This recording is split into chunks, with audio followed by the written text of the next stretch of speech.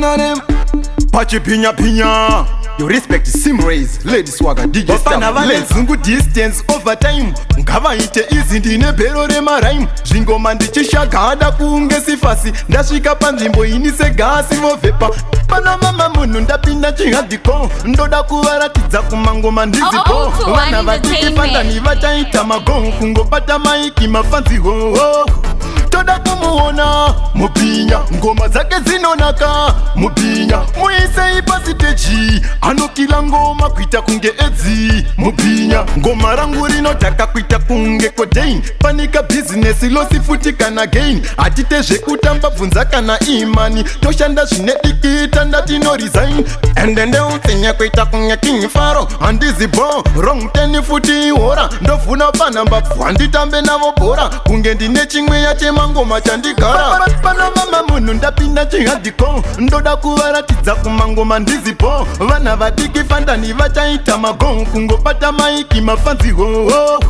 Toda kumuona Mupinya, ngoma zake zinonaka Mupinya, muise ipasiteji anokila ngoma kuita kunge edzi Mupinya, ngoma zakupisa kunge mvura yemugiza. Mayusi odzimanyira fanika auteza. Ndini ndiri kudiwa pageto kungezesa. Ndapiwa crown ndakutonga dipidasa.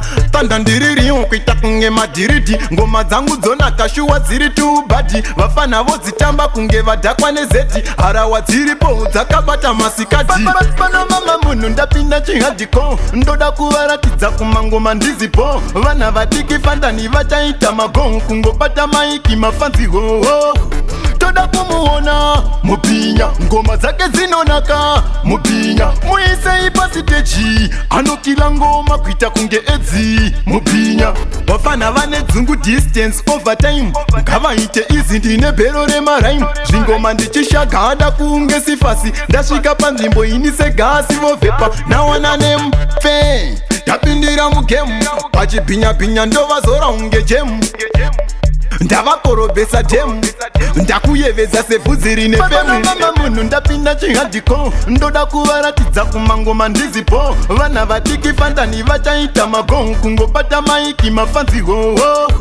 Toda kumuona Mupinya, ngoma zake zinonaka Mupinya, muise ipasiteji anokila ngoma kuita kunge edzi Mupinya.